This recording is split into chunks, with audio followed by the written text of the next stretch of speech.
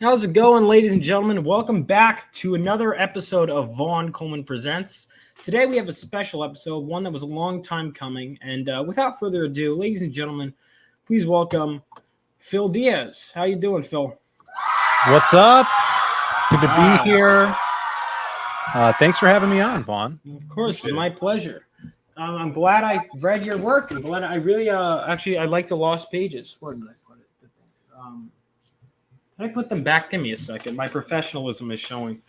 Well, don't spoil it. Don't spoil if you liked it or not. You know?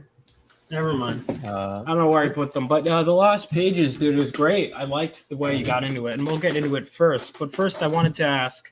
So Phil's a writer, and you don't do art, right? Like I know you can draw, but you never. I can't draw. Oh, you can't. No, not really. The only thing I could do, I fake it, and so I'll like look at a piece of art and then I'll just copy it from my eyes. Mm-hmm. I Oh, just I've do done that. that. Yeah, I just do that for fun. That's you did that with your drawing of me. Yeah, actually, you which haven't- I could show right here. Yeah, show people that. I just. I mean, I will say this is available for auction. This original drawing of Phill Diaz. Yeah. It's a life. I kind of want to do some life drawing, and I felt that But Yeah. so My so stuff you- looks a little better than that, but yeah, I don't draw. I wish I could because everything would be a lot less expensive. Oh yeah, I noticed that too. As soon as because I come from film background, and so I never did that really. And I'm Yeah. like, shit, I wish I actually did. Even just like some drawing skills, I feel like would have been helpful. Cause like I've sent stuff to artists, I'm like, something like this. And I'm like, holy God, even as a reference drawing, this is bad. Yeah. Whereas I was looking actually at Arkham Asylum. I don't know if like, do you ever, when you write a script, do you ever draw out like references or no? I used to way back in the day when I was working with my brother on the silhouette stuff. Before we actually did art, like I would draw the paneling, panel layouts and stuff like that.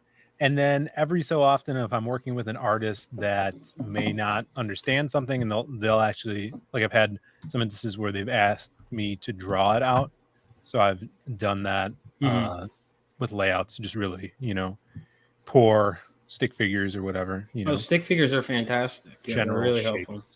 Yeah. Yeah, But usually I don't. No, it's all in my head when I'm paneling it. Yeah, no, I do that too. I know.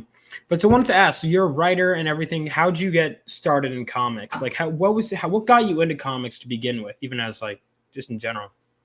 Well, always just having a love for like superheroes and stuff like that. Getting into that realm at a young age, as a lot of people my age did with the Spider-Man and X-Men animated series.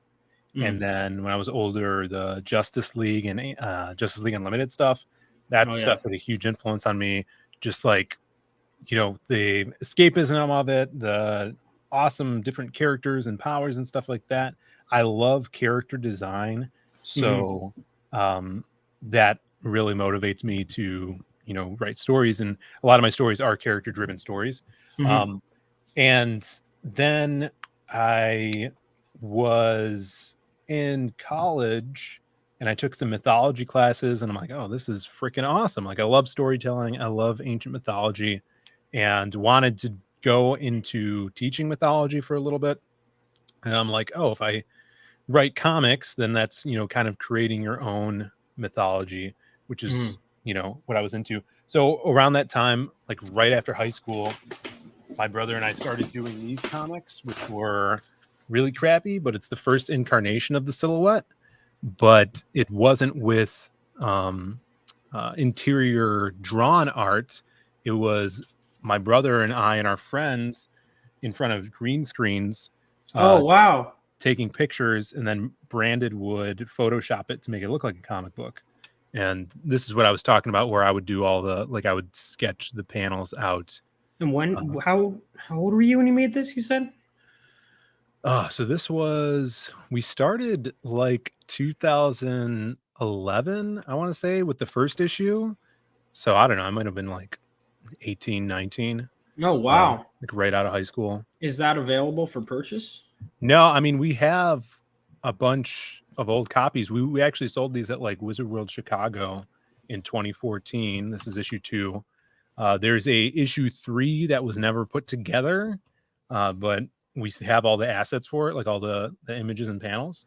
And people, whenever we bring this up, we're like, where can we get that? And I don't know, maybe we'll have them available at a convention or something, because we probably still have like a box of these, and maybe we'll reprint them. But Yeah, they're, or even have them as like a bonus in the campaigns. yeah, it's, that's how the silhouette started, and that's how old the character is. And from that character sprung out all these other characters that were eventually going to interact with them. And then, years later, after we did Magic Cop, we wanted a way to do the silhouette again and introduce the other heroes. And so we came up with the Lost Pages. So was Magic Cop, because I'm sorry, I haven't read that one yet. I plan Yeah. on it, especially having read. I figured Lost Pages seemed to be your, is that, I don't know if you consider yourself having a main title or just both are equally, but it seems like the Lost Pages, at least to be fair, it's because 3 is coming out, which obviously we'll bring up. Was the Lost Pages the same universe as Magic Cop, or? No, it's 2 different universes. So we had all the characters for the Lost Pages, and then we took a break from comics because it was so hard to schedule people to come in and film in front of the green screen, and then it just took a while. So like even between issue 1 and 2, there's probably like a year, maybe year and a half before completing it. So I was going to school, and we stopped doing the book like that, and then we were got into the arcade industry, video game industry, because we were working at the arcade over here, which is the largest arcade in the world. We have 900 900 and I think 27 games now. We put a new game on the floor every week. It's called the Galloping Ghost Arcade. Shout outs. We were just at C2E2 with them. And then we got kind of promoted to work on the productions end of it. And Magic Cop was an idea that Brandon, my brother, and I had for a video game we wanted to make. It would be like a side-scrolling beat 'em up, like Bad Dudes or Teenage Mutant Ninja Turtles, the old arcade games. And but we didn't have time to work on it because we were working on the game we're working on right now. Oh, you're still working on a game? Yeah, we're working on awesome fighting game. Yeah. Hopefully it should be out by the end of the year.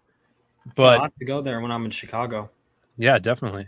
So I had all these characters and like bosses for Magic, I believe, like villains that you'd fight. It was basically a 4-player side-scrolling beat 'em up, and those were the 4 main characters. And we're like, we have all this content and kind of storyline.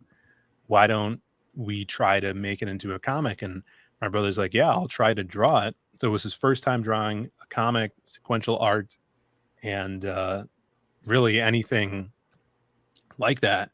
And so we did, and that's how we got into crowdfunding. So we saw on YouTube everything that was going on with Ethan's channel, and just seeing what Indiegogo was and Kickstarter and crowdfunding, and we're like, we'll take a chance and try to do Magic Cop as our kind of like wedge in to the scene and see if we could actually make this happen. And then when we did, and we're like, okay, we can do this. So let's bring back the silhouette and all these characters.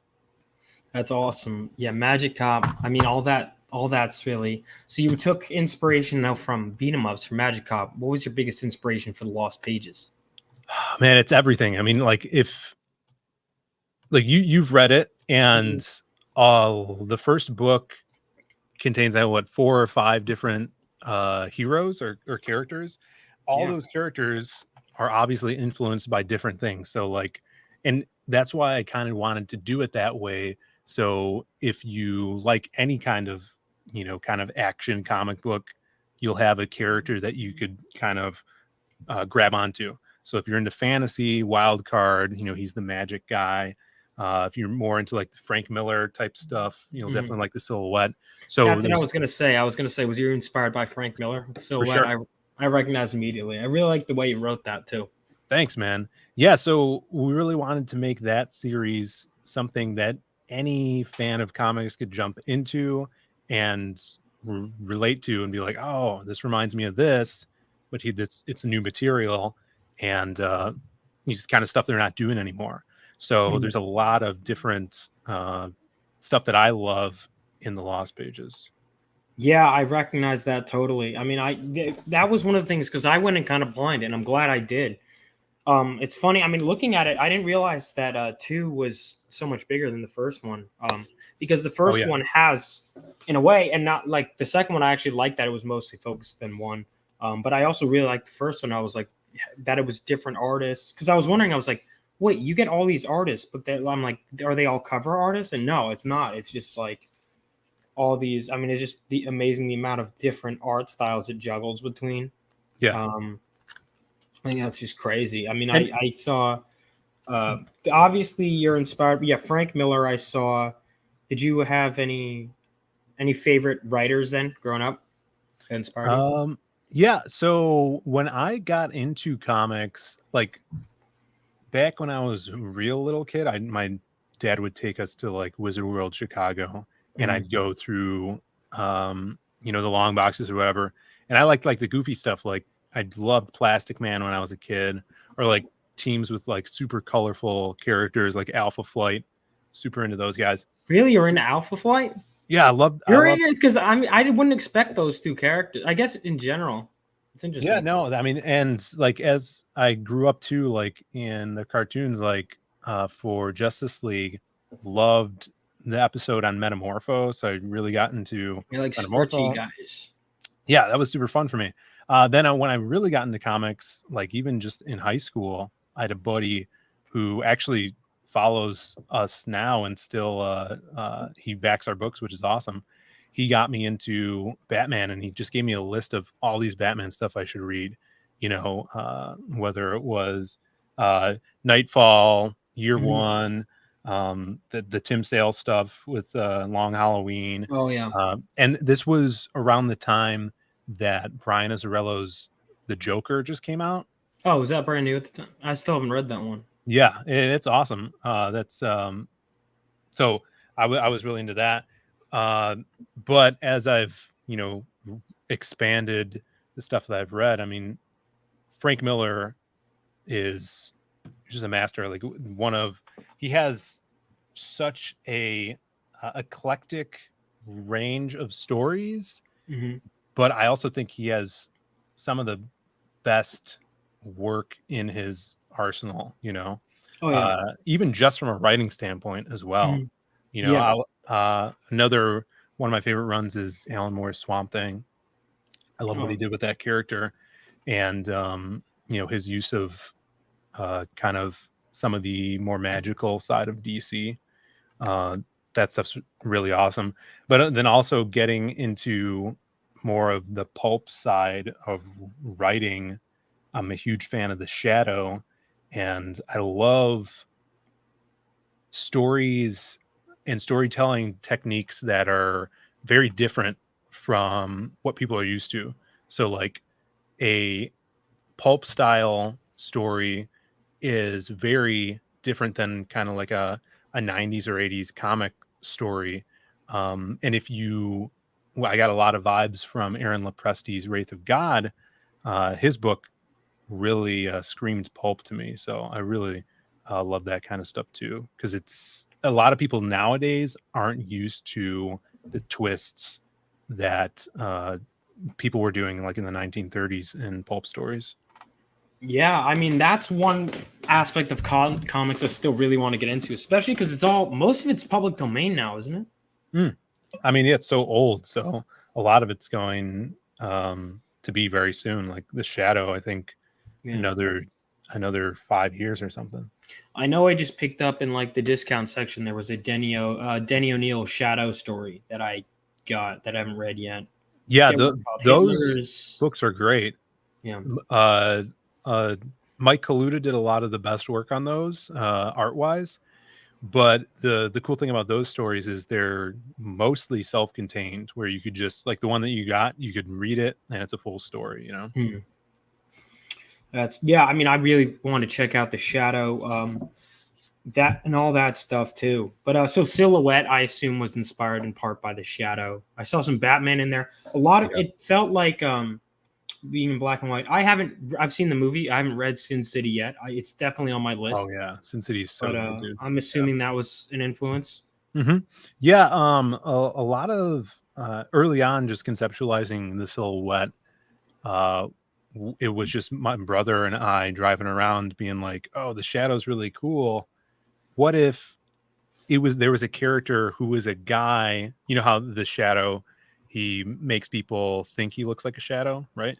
But we're like, what if there's a guy that was always a shadow and he couldn't turn back to human, like he was just like trapped like that. And at first it just started as like this stupid joke where like, oh, this guy would be so stupid, like he wouldn't be able to touch anybody, tried to be fighting crime and he couldn't. And then just from that joke, it grew into this character. And then just ingesting everything over the years, like a lot of people, I hear, especially from the first Silhouette story we put out in the Lost Pages one, they're like, oh, he feels like Rorschach or like Steve Ooh, Ditko's Rorschach, yeah. Mr. A, which, you know, Alan Moore's Rorschach, I fell in love with. And yeah, there's definitely a lot of that where it's this character that is, he sees the world, you know, metaphorically and literally in black and white. Mm-hmm. And he doesn't, there's no line he can cross to punish people who have crossed that line, you know? Totally. And I noticed right away because I was like with the stuff, I was like, oh, this is the edgy stuff. And I was like, that's probably, Yeah. was this an idea you came up with in middle school? Because that's, I feel like, a lot of my early, I mean, I still come with edgy ideas, but I feel like No, like I said, it was it like late was, high school. oh, right. I Yeah. know you made it late high school, but I was wondering if any of the ideas came from earlier than that or no. No.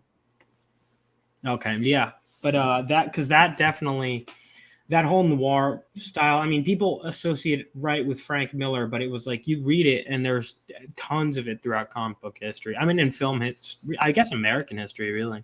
Right.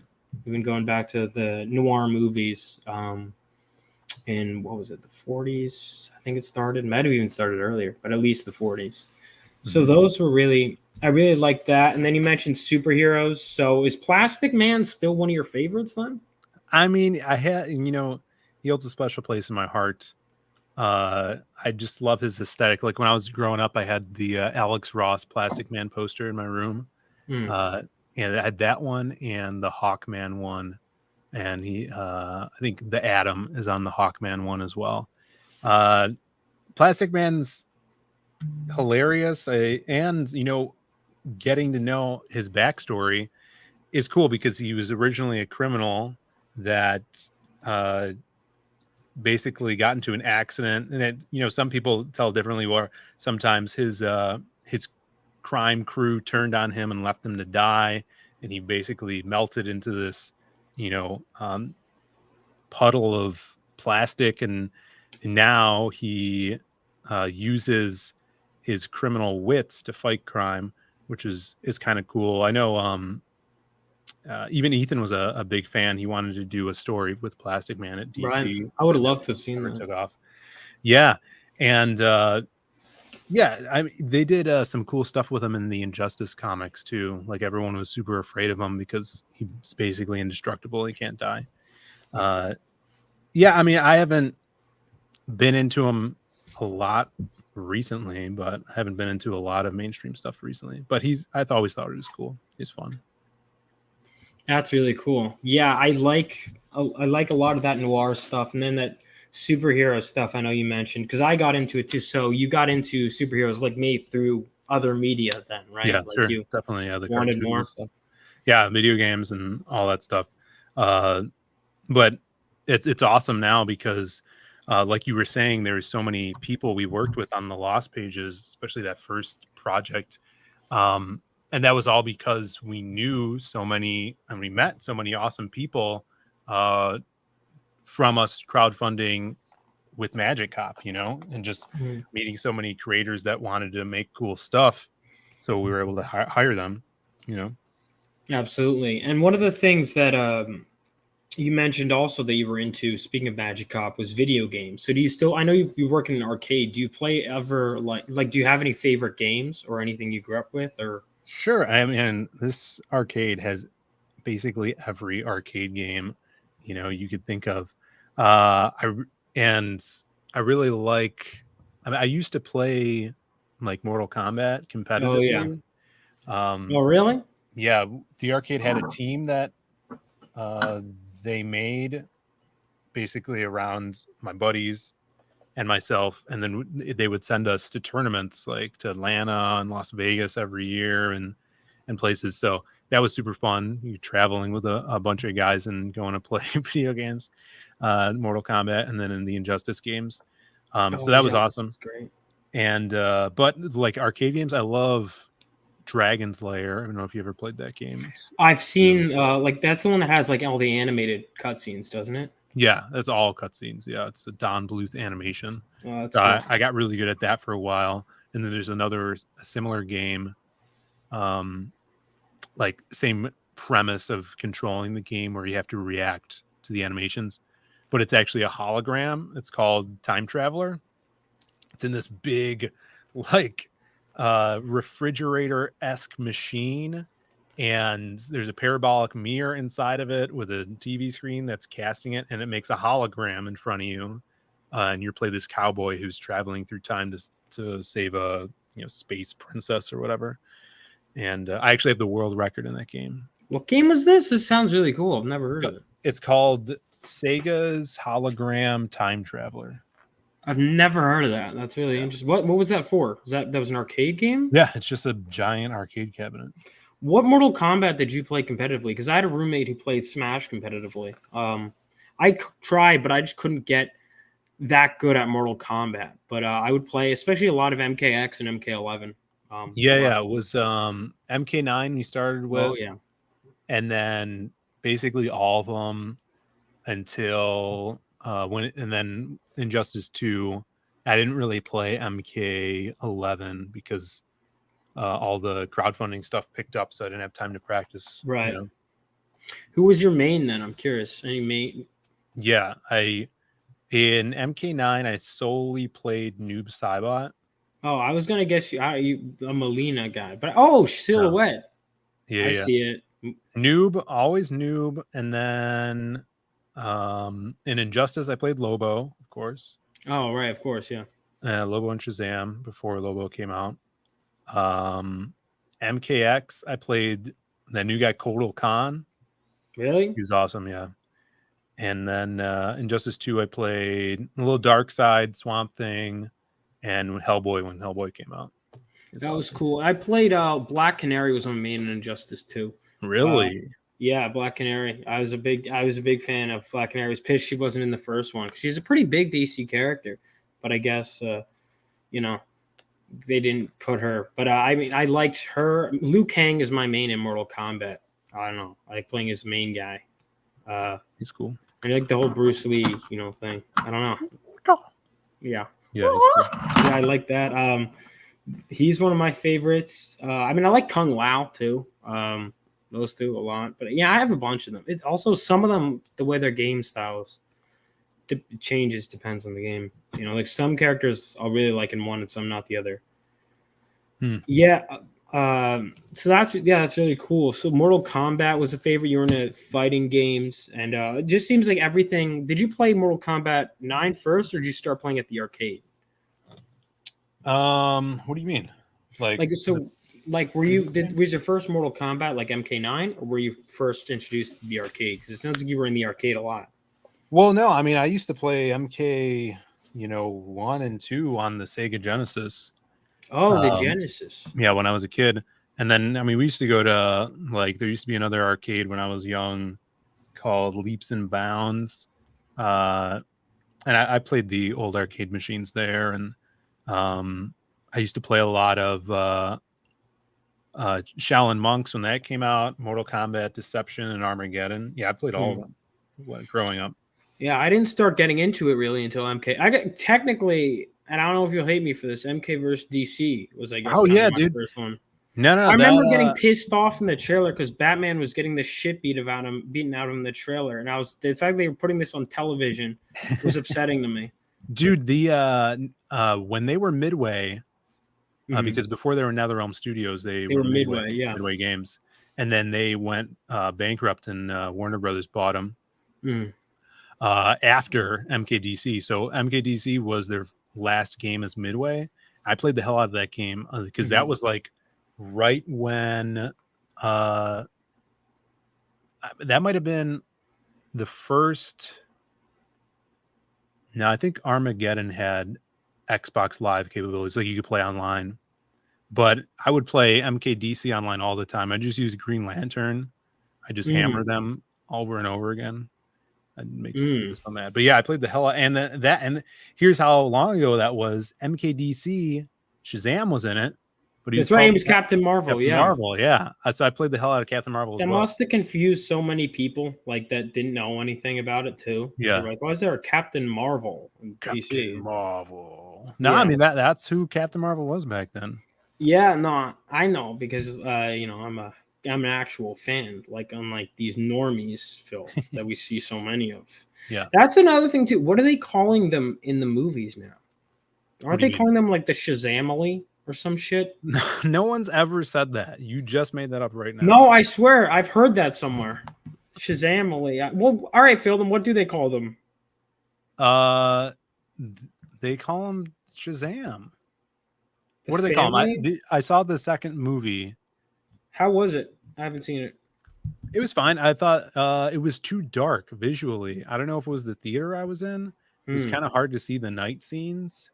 And they hid the CGI in like there's actually the final fight I thought was pretty cool, but it was at night. It was too dark. It was like this big dragon. That freaking Lucy Lou's riding or whatever. I liked it, but there was also this fake out that it was humorous, but I didn't like at the end with Wonder Woman. But right, I heard that. But what was I gonna say? The reason that you can't be excited about that film is because it doesn't matter. Yep. Which was a stupid timing to announce that, like before they released that film. Well, hang on. I thought they said that they were going to keep the Shazam stuff.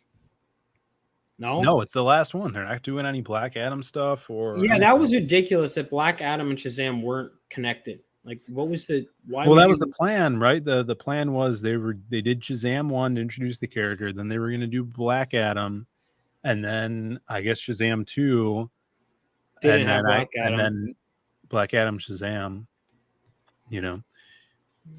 That was a weird thing. I like the shirt. So speaking of Frank Miller, that's like a Frank Miller homage. I got that.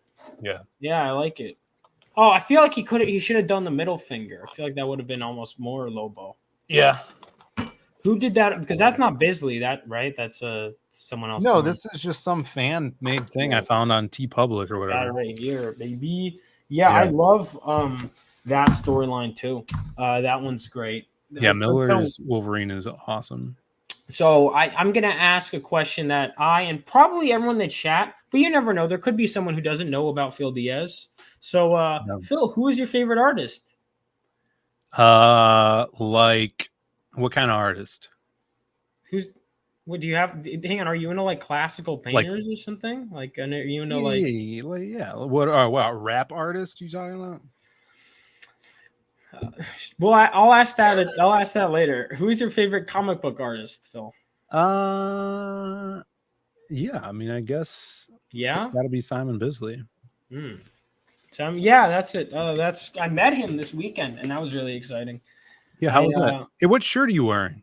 Oh, it's a Steranko shirt. Steranko. Where'd you get that? I have that shirt too. Steranko's line.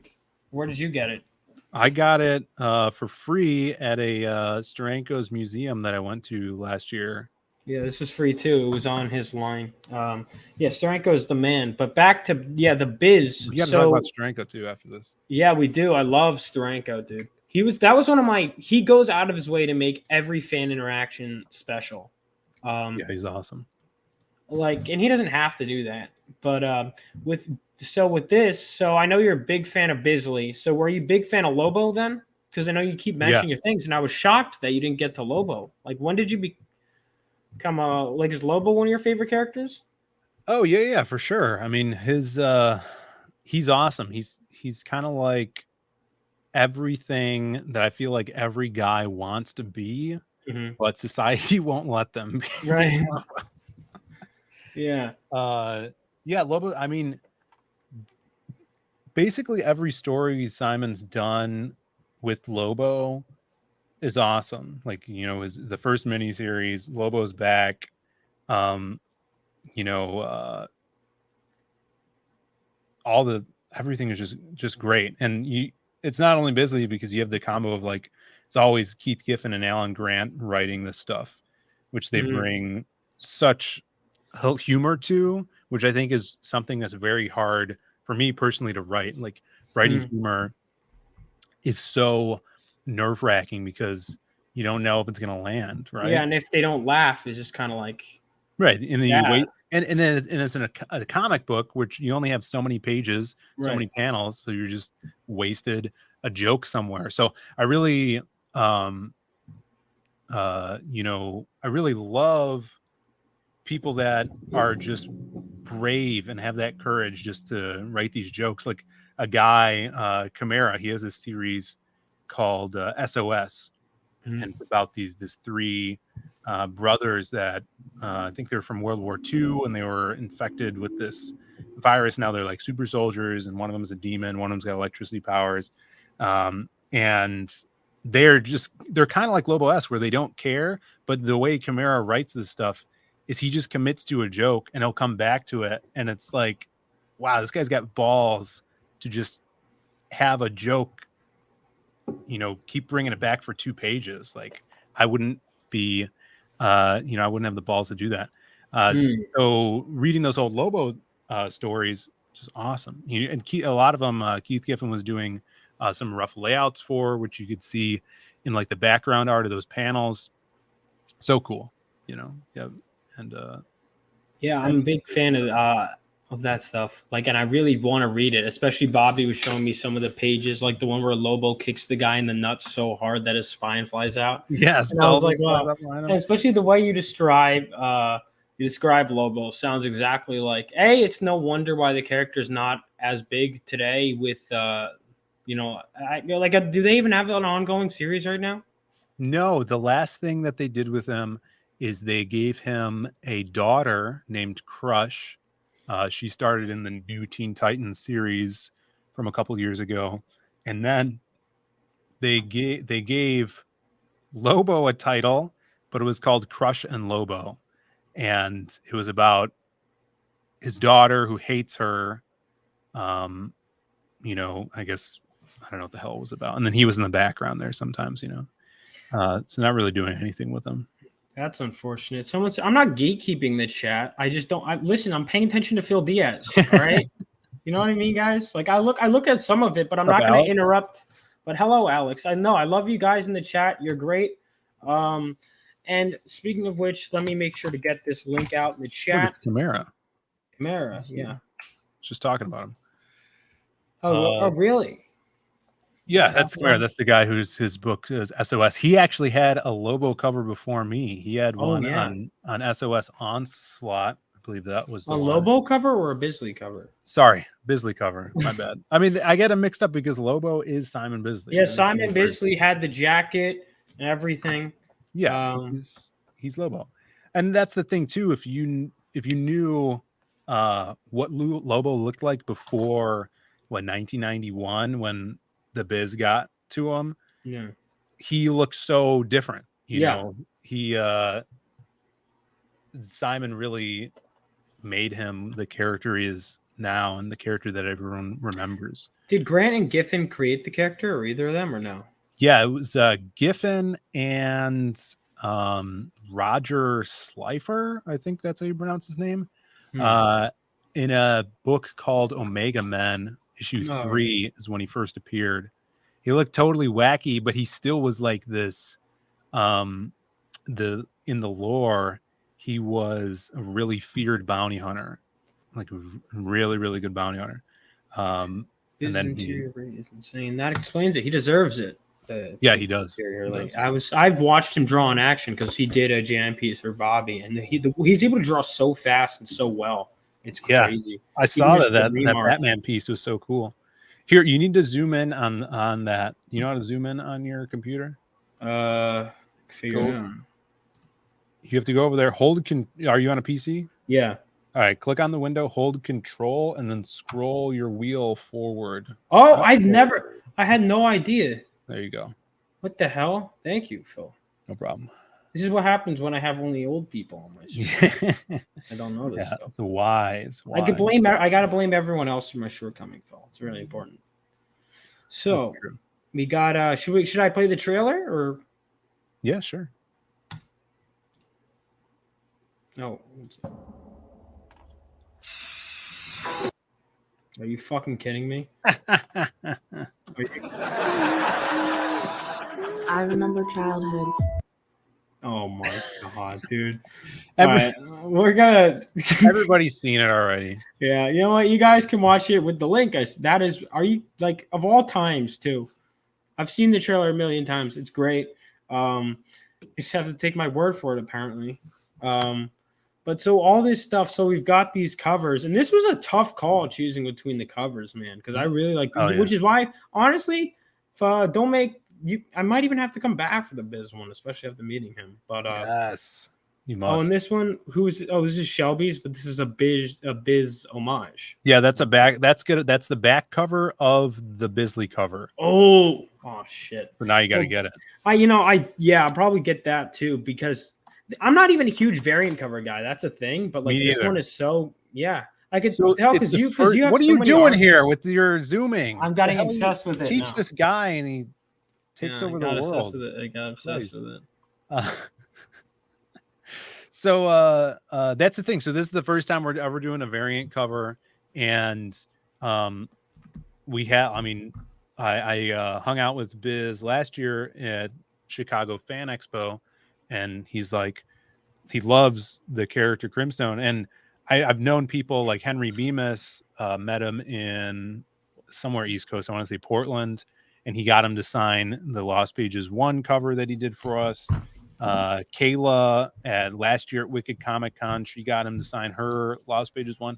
No, that's where I met her. I didn't meet Biz that time though.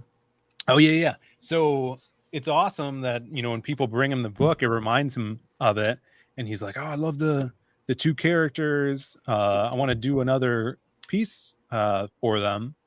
And we're like, "Yeah, let's do another cover." So we had. Lost Pages 3 was on the schedule to launch this year, and it's all about Crimstone, the character. So it was perfect. Timing to run into him and have him, do the ideas like this. At first, this was my original idea was to have him. It's kind of a tribute throwback to his Lobos back #1 cover. Is it #1? Yeah, I think it's #1. His idea, he's like, "Oh, why don't we do a close-up like the Lobo #1 miniseries where he's biting his lip?" So he was wanted to do that. Maybe we'll do that one day.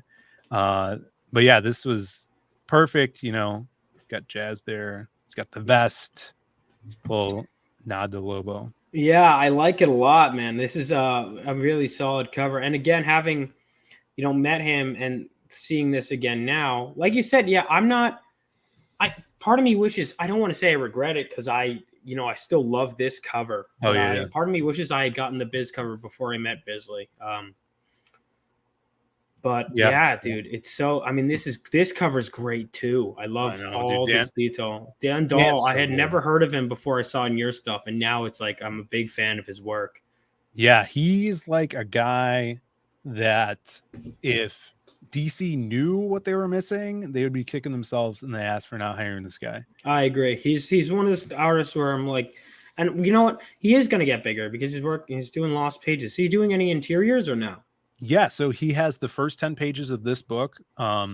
He's doing because if you go into your Lost Pages 2 book, he did the last 2 pages. He did the epilogue there, which was the silhouette meeting Matt Black. Oh, I love those pages. Okay, yeah, I see it. So #3 takes place right where #2 left off. All right, I'm So looking forward to it's a that. big fight, the first 10 pages, and then that trails you into seeing the hobo, and then the hobo tells you the story of Crimstone. And then I think we're gonna wrap it up with another maybe 1 or 2 pages from Dan at the end. On top of that, but right now, so he's done with that prologue for this book, and right now he's working on the ash can, which is our other character, the people. So he's doing all 20 pages of that ash can. That's all. I'm really looking forward to that. All this stuff is great, man. I mean, this Shelby. I mean, you have an all-star art team. How do you go about getting just everyone like here? Even Ricardo Jamie. I haven't read it yet, but I know we did the interiors for Critical's book. Yeah. So Ricardo's I was recommended Ricardo from Matt Fowler, who's done a lot of work with him. And in fact, when Matt and Joe Sontag, Admiral Wackass came out to Fan Expo last year, because we're all there, Matt had Ricardo do a piece of all of our characters. So there's a pinup that if you guys were on the mailing list, you'll get. It has Crim, Tiger Blue, and Reaper Destroyer on it. So it's going to be a foil trading card that Ricardo did. So I just saw him draw Crim on that pinup, and I'm like, dude, this guy's freaking awesome. We were bouncing between who we're going to get to draw this, because the guy, Matt Dalton, who did #2, he doesn't like doing interiors. That's why he only did a few pages of Crimstone in the second book. And then I was thinking, oh, maybe I wanted to hire my buddy Tommy Patterson, who actually designed Wastoid, and he wanted to work with us, but he had a bunch of work to do on Graveyard Shift with Malin. So I hit up Matt. I'm like, hey, man, you think Ricardo would have time to do this work? And he's like, yeah, hit him up. And so I hit up Ricardo. We hit it off, and he's like a workhorse, dude. Like this is his only job, right? So he works on that book God Slap, Yeah. which is, a few big YouTubers are involved in, and that is going in like single issues. So while he's working on that, he's doing pages for Crimstone. I know he's doing, I think, one other book at this time, but he's killing it. Yeah, I mean, even just having Critical, I didn't realize until months later. I guess I hadn't been watching his videos that he did a comic. It's just having people like that, really YouTube space, tapping into comics is such a big thing, and I'm really glad that we're a part of that. And seeing people like even Critical, who's admitted like he's not into comics, but like him getting into that space is just, and seeing how it's so much so ripe with creative potential is just great. And I really like seeing even just multiple artists within this. It really, Lost Pages really does seem like it's love letter in comics, and that you're even seeing multiple artists draw the same character. Dude, throughout your story. I love that. So yeah, I mean, we just seeing Dan draw the silhouette and the way he does it, I'm like, oh, dude, I got to get this guy to draw more now. So, how the previous book, Maxie, had this really cool style in black and white. And now that we're bringing the silhouette into color, kind of like it's changing perspective. So this prologue is more from the point of view of Matte Black, which she's a human, so she sees in color rather than what the silhouette sees. So you're going to get more of that style in this book, which I think, changing that perspective or point of view is something really fun we could play with. That's really cool. Yeah, I'm really looking forward to it, man. Because I went on. I mean, I had always planned on reading the Lost Pages, but I always want to make sure, to an extent at least, that I'm familiar with everyone's work when I have them on. And I really, I ended up liking, not surprising at all, the Lost Pages. And I'm really looking forward to what comes next. And seeing this is even a cool design. Is this any Swamp Thing in this, or is that just me just thinking Green Monster? Yeah, no, not for him. So this was an idea that we had based solely on the name Wastoid, which I've always wanted to put into something that we do, like whether it be a game or something. And we needed a a bad guy who's kind of like the muscle of the mastermind in this story. And Wastoid was a perfect spot to use the name.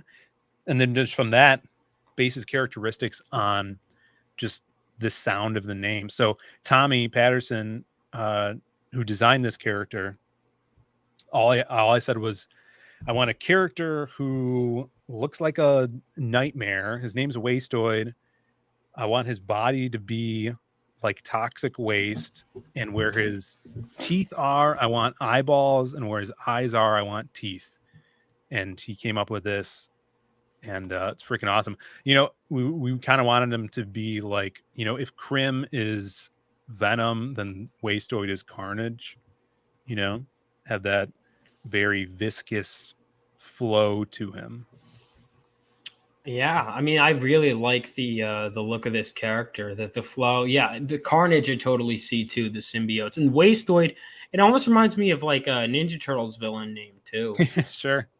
Yeah. So I like this. Someone actually had a question about Wastoid in the chat. Mega Man MG, when do the Wastoid shirts ship with the book?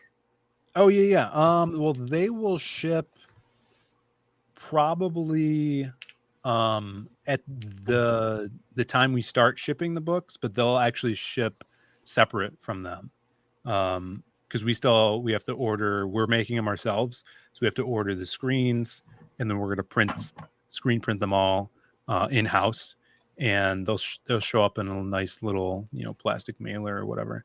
But yeah, it'll be you know, summertime. Maybe we'll get them out a little bit sooner, but we want all of the, you know, numbers to be in, so because you could still buy the shirts now.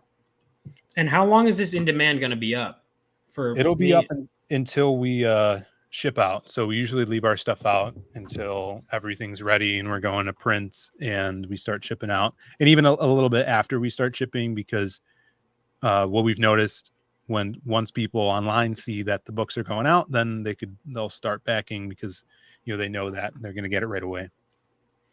So, right, but I'm wondering, like, so you don't, like, probably a couple months or so?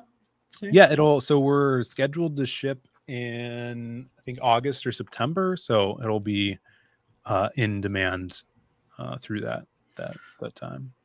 Awesome, cool. Summer. So everyone, make sure to keep an eye on that. This is gonna be a big project, a lot of fun, and yeah, I always want to make sure that these interviews, you know, much like how I write my comics, that they, you know, they're for obviously promoting this and then withstanding the test of time. So obviously a lot of people will probably be catching this after, you know, they've enjoyed the Lost Pages 3 and whatnot. Yeah. But so how long are you planning on keeping this series going? So this book here is part of I guess you can call it a story arc of 6 books. So like you said, you know, the first one introduces the characters, and number 2 is a little bigger because it focuses in on just the silhouette.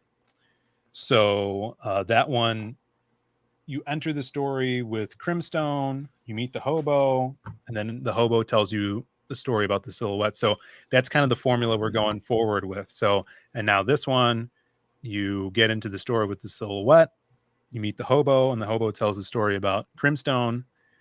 So this one's all about Crimstone. The next one will focus in on Wild Card. The one after that, number 5, will be about the Masquerade. And then number 6, which might be 2 parts, I'm not sure yet, but number 6 is going to be like the big event where something happens. All these characters now that hopefully you're invested in them, they now meet each other and have to, you know, fix this big event that is happening, caused by, you know, someone that you guys probably will meet in these previous stories. So we're building up to, you know, kind of like a comic event where all the shit's gonna hit the fan.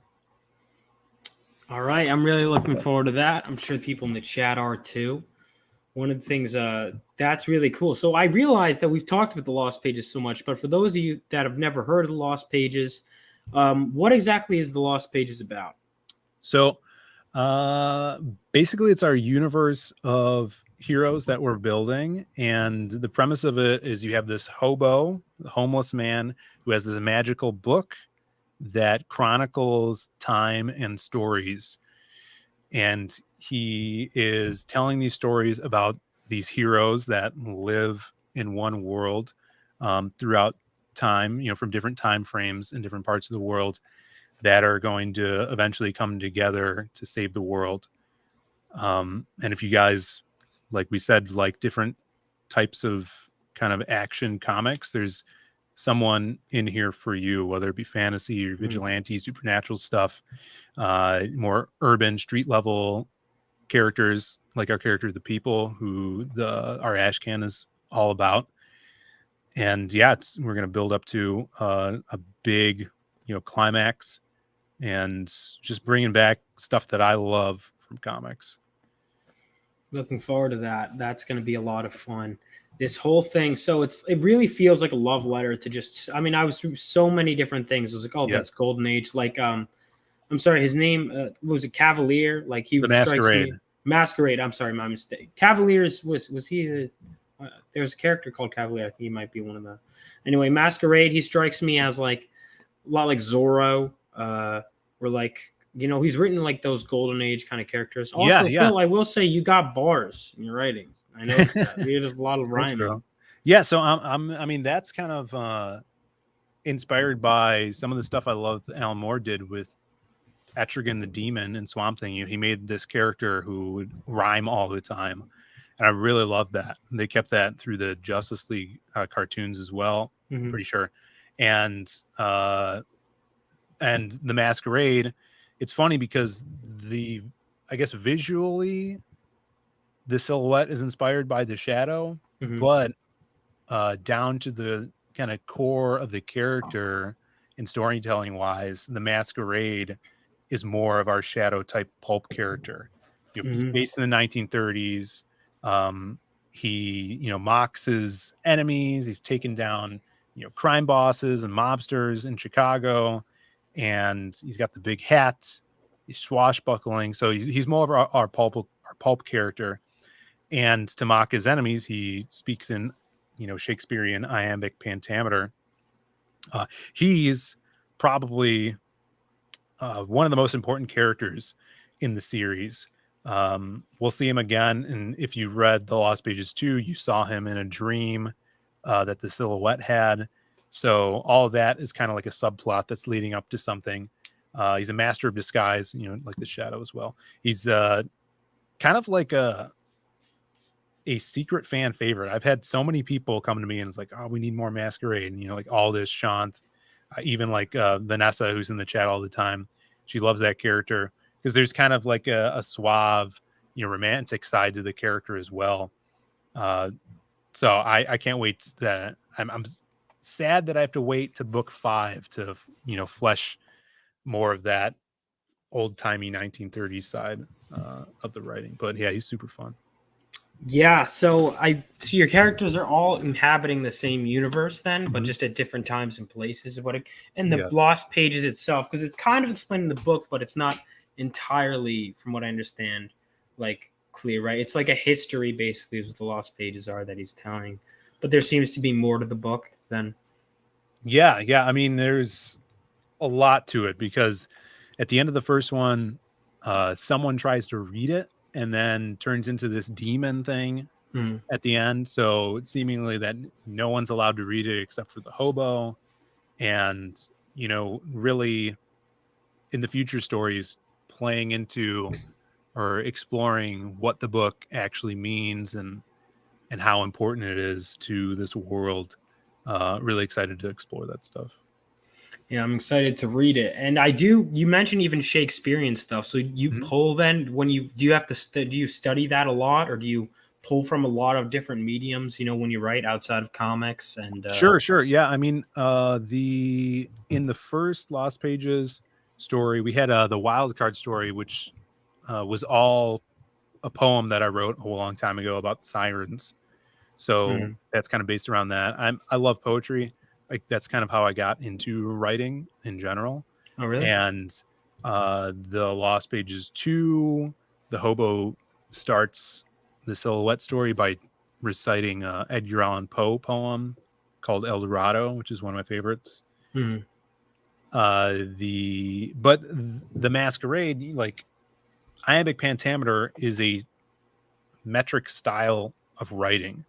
Like you could say anything in iambic pentameter, but it's just a rhythm, right? So it's iambic pentameter. So penta is 5. Mm-hmm. So it's a 5-syllable structure Mm-hmm. that almost all Shakespearean plays are written in. And even this, I didn't know this because I've never seen the series, but Deadwood, I heard that Deadwood is written in iambic pentameter. Oh, wow. It just doesn't rhyme. So the stuff that I like is the rhyming stuff, right? It's fun. But you can have just, write regular things in that meter and it doesn't have to rhyme. Yeah. You should scroll up to the statue guy. Which statue down guy? there. Should be keep going down. You'll see him. It's that 3D model. We should scroll up. You should have said, scroll down. Come on. Now zoom in. Vaughn, zoom in with your I could do it. Zoom in there. There you go. I got it. So you're making a statue too. Yeah, so I love collecting statues. If you ever see my backdrop in my room, I got like big Lobo, sideshow Lobo. I got a Swamp Thing above him, a Hellboy below him. And always wanted to do this. We have 3D printers at our where we work now. So we were able to hire an awesome 3D artist and print these bad boys. Like, look at this one. This was the prototype of it. It's right here. Take a look at that. Ooh. Pretty badass.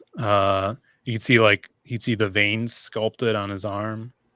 So cool. That's really cool. So we wanted to do this. This is like I said, the prototype, so it's bigger at a bigger scale because you could scale these to whatever you want as long as you have the material to print them. So it's going to be 5 1/4. And my buddy Eddie painted it. So looks freaking awesome. When you guys get yours, it's going to come in 7 pieces. Like, this guy comes off the base and she comes off too. She's got a little spot where she just fits right in. And it's going to be unpainted. So what we're doing is we're going to make a series of videos with Eddie Winkler, our buddy, who did an awesome book called Sovereign Wolf.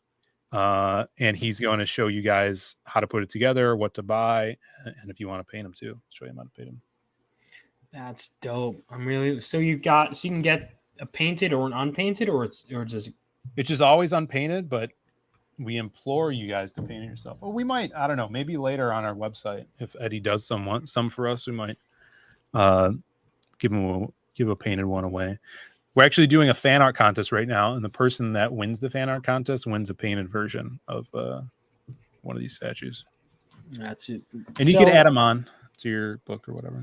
So going back with the whole writing styles thing, because that's one of the things that impressed me is the way you write in so many different styles and jump back and forth between them. And not just because art styles obviously is just different artists, but like you have to keep finding a way to make the voice distinct in each chapter, which is like, it's almost like, I imagine it's like retraining your brain. I mean, I've written stuff in like if you write a poem that rhymes, you have to go different moods. How do you go about writing that? Because it's like, do you treat it like every individual story on its own, and then you have to kind of go back and then read it? Like, is it just a lot of whiplash when it comes to writing that? How do you kind of navigate that whole thing? No, so like for the first book, I wrote those stories all separate from each other. And I think I wrote them. Some of them I wrote not knowing that I was going to put them together like they were. So the in-between spots with the hobo, those were just ways to connect them. So I didn't need to like jump back and forth between things.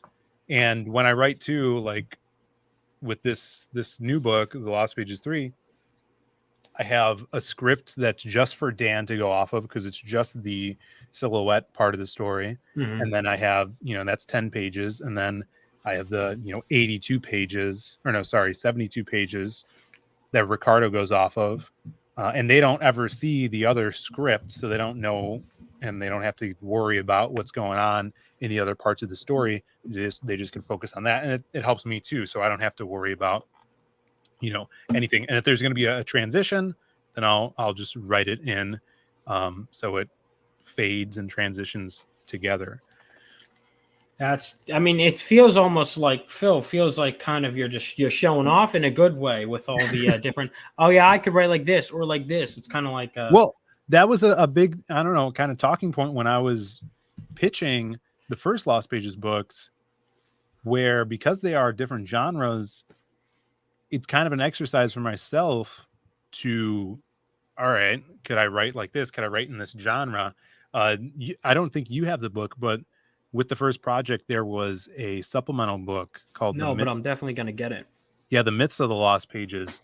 And that has all the characters from the first book, plus, I don't know, like 6 new characters that are also in the universe. And that's where we were introduced to Matt Black, the people. One of the characters is a character called Drift Legend, and he's actually a manga-style character. It's drawn in a black and white manga style, drawn by Kyung Lee. And so that stuff was all just like experimental, Yeah, I was a really big fan of that. And I also wonder, because obviously, like most writers, I'm sure it's tough to condense info, but just seeing the way you're able to condense whole stories in just a couple pages, like even the Masquerade, like so much of that is, do you struggle with ever just like cutting stuff out, or is it really you just kind of have it and you just write it? Well, I give this advice all the time. So if people have seen me on streams, they probably heard this, but I'm a bit advocate for writing short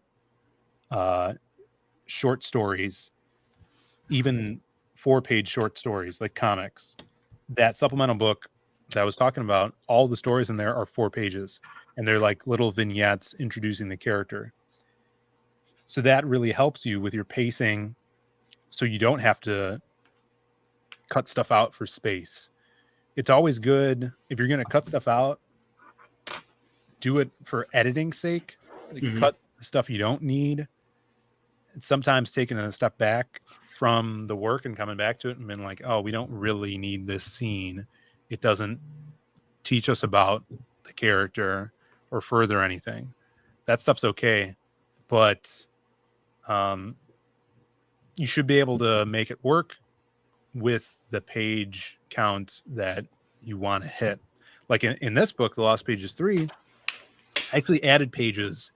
I might have added like 10 pages to the story, just because I wanted to extend some fight scenes and make the ending of it more impactful. Because I got some feedback from my graveyard shift story that I did. They felt like the ending was kind of a little rushed, so I wanted to make sure that this one wasn't like that. Gotcha. So, yeah, it's always a learning process. Even recently, I went back. I'd been bothering me for months because I liked what I wrote. It's one of those Murder Your Children things. It's like the dialogue was like flowing naturally, and it was nice. And I was like, okay, it doesn't. I ended up going back and cutting 7 pages, and I honestly think the story is better for it. It's one of those things you have to kind of. But that works out. So, but I noticed in a lot of your work that I've read, you tend to balance a lot of different artists. You have like CG Vacation, for example. Like I was even going through. First of all, it's a great resume thing. If you just want a good collection of artists, to just go. I probably reach out to like most of the artists in that book. I'm being honest with you. Yeah. Like even just in general, like I was like, oh, this person's cool. This person's cool. This person's cool. How was that process going? Getting all those artists together. I mean, every artist is different, of course. So working with them is a learning process. It's learning how they react to things, and if you need to be on top of them, and if you don't. So everything's different. So doing the Lost Pages was a learning experience, working with 20 plus artists and colorists and stuff. So that was really interesting. But it's the same thing with Siege Vacation. It's just you got some artists you need to massage more than others and remind them about things or deadlines or whatever.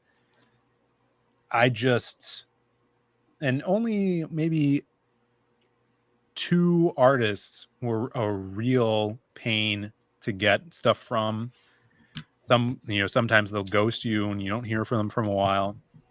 That's discerning, or concerning, I should say. And others is just a breeze. I think the main thing is, though, you don't want to kind of poison the water and be an a-hole to them,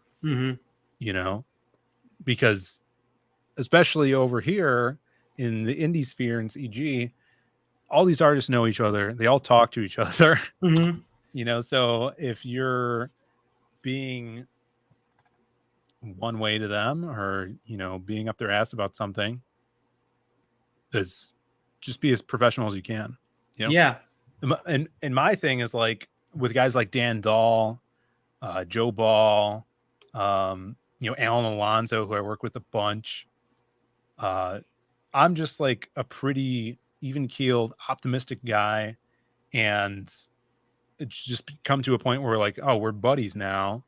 And I see that these guys want to work on this stuff because they like it and they like the stories we're putting out and they like the characters, and that makes me like them even more, because it's like, oh, they're working with me because they dig the stuff we're doing, which is awesome. Yeah, I mean, I've reached out to just tons of different artists, whether they're through that or otherwise, and I'm sure there's always going to be learning curves along the way, especially because I haven't published anything yet. But I always tend to whether I work with them or not, making sure I'm always on good terms. Generally, that's how I am with people. I guess I just treat them the way I treat anyone. Always making sure, Sure. You're on good terms, not even just from a business standpoint, but from like a, I don't want to be a jerk. You know what I mean? Yeah. Phill Diaz. But so that must have been like really cool though for it to finally come out like that. And the book looks great, obviously. So I did want to ask about Crimstone and Jazz, because that story is like and then we could, kind of wrap things up. But I'm curious because that story is very much like, it's a really interesting dynamic. It's really interesting how you're coming up with these things that I haven't really seen before, where it's like an imaginary friend, but I don't know. It's not exactly, because there's so many hints. I like that you leave these mysteries where it's like, is he in her head? Is he not? Sure. But what inspired you to come up with that character and the whole struggles she had going on as a person, and then the imaginary friend? Yeah. So, man, back in the day when we were still doing, after we did the Silhouette stuff, I was actually writing these characters while we were taking a break from making the comics. I would have like a short story writing class for college. And I actually wrote a Silhouette story for an assignment. And that story was the first Silhouette story in Lost Pages 1. I just adapted it to comic. So it's like a very internal monologue heavy. But for Crim, we were coming up with these characters, and I always loved the big body characters, like Lobo, Darkseid, Swamp Thing, these really, wide-shouldered characters. Wanted a character like that. The original concept or idea for Crimstone, before that name ever even came to be, it was going to be a guy. He was going to have the same sunglasses, the over-the-tops, and he didn't know if he was crazy or he was seeing this monster, and he would see himself as this monster too. So that was just the basic premise. I thought the idea of depicting him in reflections of mirrors or windows would be very visually appealing. So we're like, how are we going to explain this monster thing? Like, this guy just goes crazy. He gets, super strong, and he sees himself as this monster. So we're like, my brother had this idea where it's this alien thing. Like, it didn't really click with me. And then I'm like, what if we scrap that, still keep the monster idea? We have this really cool, jacked, outrageous style character, but we make it a chick and use it as her coping mechanism for all these problems she has, these self-esteem issues or whatever. And I think, that just clicked with the idea. Now we have an extra babe in the book that, could bring people in. And you just build on top of the idea from there. So have it as an imaginary friend where she grew up with the character, forgot about him for a little bit. And while he was away, her life was trash. She didn't know how to deal with reality of being an adult now because she was kind of in this fantasy land when she was a child. And then he comes back after defeating all of the crazy monsters in her head. She could see him, and now she benefits from it. She gets superpowers for some reason, and that'll be explored. But that was really cool. I thought, as a lot of people thought, this was the best character in the series, which is awesome. Because prior to that, when I would tell my friends these ideas, or maybe chicks I was dating at the time, like, oh, I got this female character who is going through this stuff, and she sees this thing, and they're like, you probably shouldn't write that because you don't know how females think and stuff. And so I would get that backlash, between people I was interacting with in the real world, who I'm sure didn't read comics. But it's cool to see that everybody digs it. Do you have to be a woman to write women? Yeah, it's a very I've heard told that, which is almost like, okay, so should I won't, all right, fine, here, right, I'll only put straight white men in my stories. Right, and then they're gonna get mad about that. Yeah, so it's either way, very superficial thinking. Didn't they tell that to S.C. Hinton with The Outsiders too? They were like, you can't write young boys, you're a woman. Yeah, I don't know, but that it's when you use your mind a little bit, it's like that makes no sense at all. We wouldn't have any media or entertainment if that was the case. Dude, you can't write Wolverine if you don't have adamantium claws. Yeah. If you haven't been what do you know about a guy who's been experimented on? You don't know. You haven't been experimented on. You can't write that. Yeah, you haven't killed anyone. You can't write the Punisher. It's so stupid. Yeah, but that was so I wanted to, before I ask, because there's so many mediums, and obviously you're into a lot of stuff. Do you want to what made you decide on comics ultimately to write? Obviously you're still working in video games, but what would you decide on comics? It's very the medium's amazing, and for one, it's very accessible. It's if you have the time and money to pay an artist, you could make this stuff. Especially right now is the easiest time to create comics with crowdfunding and internet and promoting yourself and having an awesome network of people that help you promote. Amazing. But just the medium in general, it's the best both worlds of a novel and movies. You could make anything happen on the page that you think of. So it's the most interesting way to tell a story, I think. Absolutely. That's one of the things I've found is because I could do screenwriting, and one of the things I found, right, was that you would it changed my approach to storytelling when I write in a medium. It's that, and it really, I'm sure you feel this way with poetry or whatever you write, that you see the kind of beauty in comics when you see the things you can do. And I find that it's a medium that, like you were even saying with the whole novel thing, like the way you're able to write prose, but then also write these visuals is just such a unique thing. It's a perfect middle ground for, people who aren't necessarily screenwriters or who aren't necessarily, novels, or who are both. It's a great field to play around with. Yeah, and another thing too, the collaboration is so awesome, but at the same time personal, right? I feel like if you were on a set and making a movie, that director or that screenwriter or that actor doesn't know half of the people that's working on the production of that film. Like you never get to know the person who made Thanos in sculpted him out of 3D and put him onto the film. Like here, you could work with one other person or 3 people or 5 other people. And me as the writer and basically project manager, I'm in contact with all of them at all times, kind of overseeing that.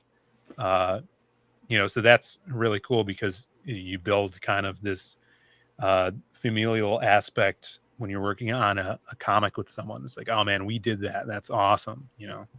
Yeah, you really get a sense of family in comics, I feel like, even down to Yeah. like the letterer or the editors, things like that. Like you can't name that many famous film colorists, you can name Right. or like the people that give script feedback, like which are basically like comic editors. Well, I guess they're Yeah. You don't know who those people are. They're not editors in film, it's completely different. But like you don't know who those people are, and it's like in a way in comics it's much more tight knit, and I think that that's just a really great thing. And so what did you what did you major in then? If you I didn't. So I didn't finish college or anything. based. So I went to a few years for community college over here. Took some good writing classes and mythology. And then now I'm based, I guess. Yeah, that's you don't necessarily need to. You just there's so many ways to learn about writing. But so all right, guys, everyone, Yeah, make sure to definitely. check out. Let me share the link one more time. Check out Lost Pages. Check out. You know what? I'll share the Zaid Comics link because that has everything. Yeah, you guys could get everything right now on there. So you like the Lost Pages so far, Vaughn? No, I hated it. No, I'm kidding. It was Oh, good. Yeah.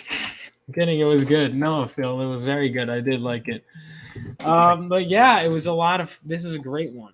It was a great read, and like I said, it really does have a lot of stuff for everything, whether from a writing standpoint or reading standpoint, or even an art standpoint too. The styles are totally different from each other. Like what you get on the cover, while great, isn't going to be the entire thing. You see like the first story looks completely different from say the last story. Sure. Right? Like the opening, the last, you'll have some stories that are super colorful, and then some that have no color. Some that are more cartoony, some that are more and the range of artists you got really reflected your range in writing. And so overall, I really like the Lost Pages. Check it out. Phil, thank you so much for coming on. I'd love to have you again sometime. I'd love to collaborate with you at some point too. And I did also want to announce that. So this week, there were a couple weeks that I missed. And so because of that, this Sunday, I'm going to do Vaughn Coleman Presents more so on Tuesdays, but also Sundays sometimes too. And I am having someone next Tuesday who I'll announce later on. You don't know. It's going to be my friend Zach Merowis, or I don't know if it's Merowis. You should probably know that, whose book I'm editing is going to be on Tuesday. But between that, this Sunday, I have 2 guests that are coming on. An artist named Bits and a friend of mine who's an actor who's I went to high school with, and he's even been on the Eric Andre show.